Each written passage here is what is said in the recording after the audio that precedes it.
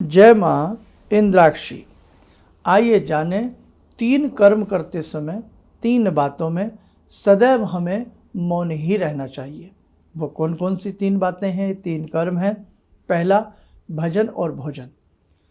भोजन करते समय हमें बात नहीं करनी चाहिए, मौन रहकर ही हमें भोजन ग्रहण करना चाहिए। दूसरा, पहले में ही आता है ये भजन और भोजन में, तो भजन करते समय भी हमें सदैव मौन रह करके अपने मन को वश में करते हुए मन इधर उधर न दौड़े, ना ही हम किसी से बार बार बात करें, मौन रह करके हम अपना भजन करें। दूसरी स्थिति, स्नान करते समय भी हमें सदैव मौन रहना चाहिए।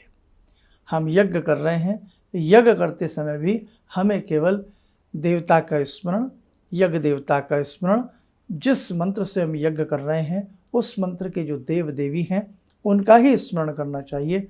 अदरवाइज हमें इधर उधर किसी से बात नहीं करनी चाहिए। क्या क्या इन चीज़ों से फ़र्क पड़ता है, एक नज़र आप ये भी देखें। पूजा करते समय, भजन करते समय मौन ही रहें। मौन रहने से ही हमें सिद्धि की प्राप्ति संभव है।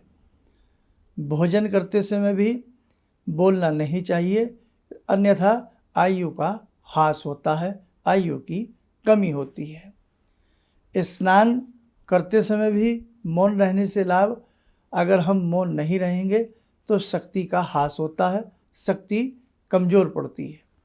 और हवन के समय बोलने से हमारी शोभा अर्थात हमारी कांति का ह्रास होता है। तो इसलिए ध्यान रखें, कुछ ऐसे कर्म होते हैं, कुछ ऐसी बातें होती हैं, वहाँ सदैव मौन ही रहना चाहिए। और वैसे भी कहावत है, एक चुप 100 को हरा देता है। इसलिए कहीं विद्वानों की सभा हो तो वहाँ भी हमें अनगढ़ नहीं बोल लेना चाहिए, शांत रहना चाहिए, सबको सुनना चाहिए। जब अपनी बारी आती है तब शांत भाव से मृदुल भाषा में हमें सबसे बातचीत करनी चाहिए। इसलिए सदैव ध्यान रखें, भोजन के समय, स्नान के समय, यज्ञादि के समय और भजन के समय जो साधक इन नियमों का पालन करता है वो अपनी सिद्धि को प्राप्त कर ही लेता है।